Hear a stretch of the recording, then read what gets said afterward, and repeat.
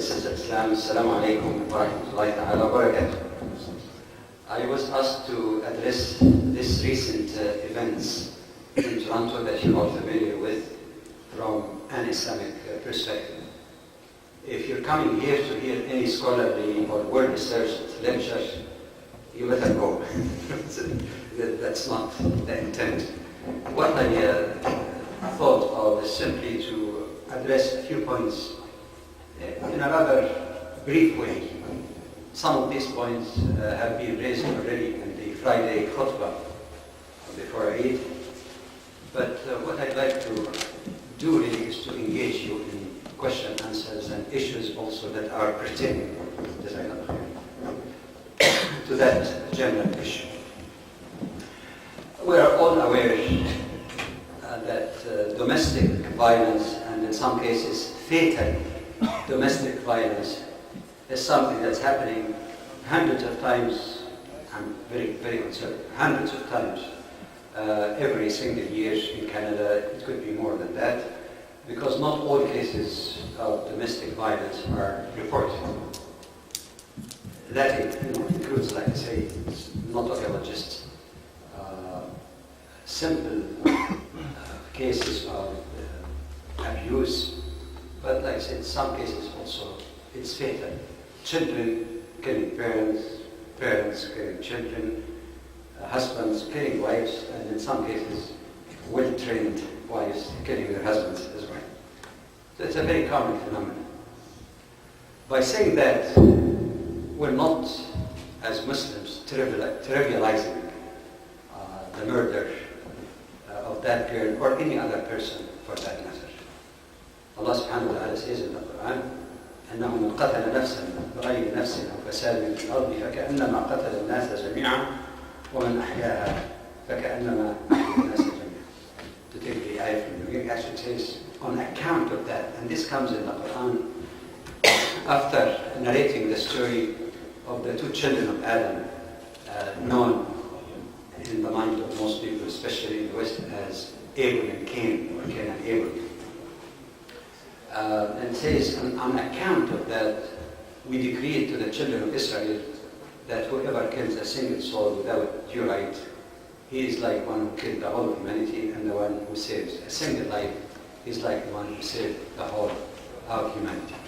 So there is no trivialization of that issue simply because it happened. That's not an excuse. It is a major crime. There is no question about that. What is rather surprising is the kind of media interest in one particular case, number one. In other words, hundreds, possibly thousands of cases, and only one particular case attracts media attention. That's rather strange, but not so strange if we realize the kind of Islamophobia and anti-Islamic feeling that has already been there, but became more politically correct to vent after 9/11.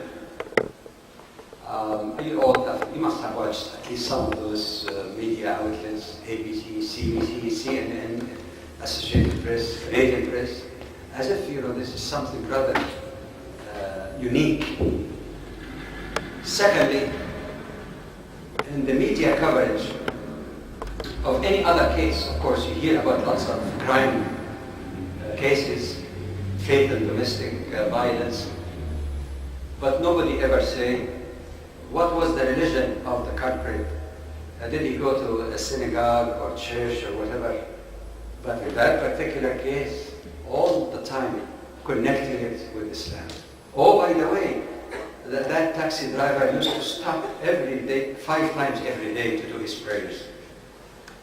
So always trying to connect it with Islam, and more particularly with those who are religious. Those fundamentalists who are creeping now and destroying freedom in Canada and threatening us, all kinds of things. But media, as you know, involves also more than the traditional media outlets that we're all familiar with. A torrent of sites, various sites, began to capitalize on that to discredit not only Muslims but Islam. I've seen in one of the emails I received one evangelical group that actually tried to prove and said it at the end of the piece directly. Not a Muslim who killed, which is wrong. You don't say a Christian killed. You say criminal killed, like Christian. Not only that say a Muslim killed, it says Islam killed Aqsa. Islam. Exactly in this word. Not only this, by saying how could we tolerate or have tolerance of intolerance?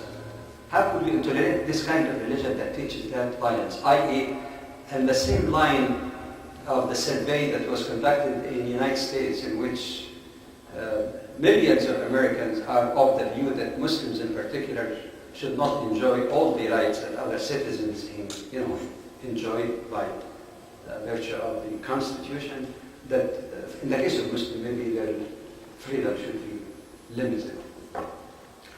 Now, I'm not saying by any means that media doesn't have any role to play in society. In fact, there are many positive things that could be contributed by the media, uncovering scandals on the part of people who are responsible. It was the media actually that uncovered the secret tapping of people contrary to the law in the United States, uncovered the horrendous things that went on and maybe still going on in Guantanamo. I mean, there are certain laws. We should not always adopt the attitude of being anti anything for that matter. We need to look at things in balance and acknowledge the positive. Nor are we saying that media should be restricted, the free media, free expression. The issue is not freedom of expression of the media. The issue is fairness and balanced reporting of the media, not picking on one particular group or the other and riding the wave of anti-Islam in this country and in many other Western countries for that matter. That's one thing. The other general comment that I'd like to make on this, that there is an endemic problem in the Western world, including media reporting, even the so-called intellectual discussion of issues pertaining to Islam and Muslims, or mixing between cultural practices among Muslims vis-a-vis teaching of Islam itself. And oftentimes, whatever culture is practiced is taken for granted as part of Islam. And I say that this is largely limited to Muslims. Because if you look, for example, in cultural practices among some Christians, for example, it involves many horrendous things that has nothing to do with the teaching of Prophet Isa alayhi salam.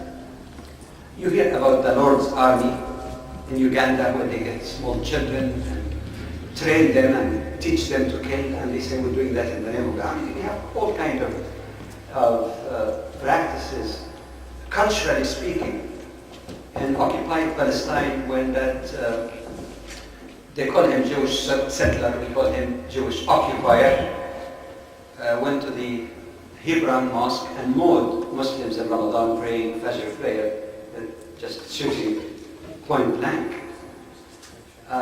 In the culture of some of those settlers, he is a hero. It's not that some art person or extremist person who praised him. The whole settlement. And that settlement might be typical also of many other settlements.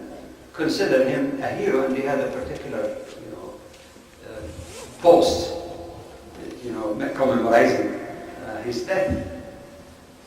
But is that indeed something that the Bible teaches? I quote it from the Quran itself that says that this is what Allah revealed and commanded the Israelites to do. Obviously it's not. But nobody say, for example, Judaism killed so many people in the Hebron Mosque. Christianity killed untold millions of Muslims and in some cases Jews as well during the Crusade. It's only Islam that kills. This is something that we need to keep in mind, especially due to the fact that the Quran teaches us to say the truth even if it goes against our sins or close kin. That's what the text of the Quran says. And in the Muslim countries and Muslim individuals, Muslim groups do not always demonstrate the true teaching of Islam in their behavior. They carry part of the responsibility. But we should not say Islam did that.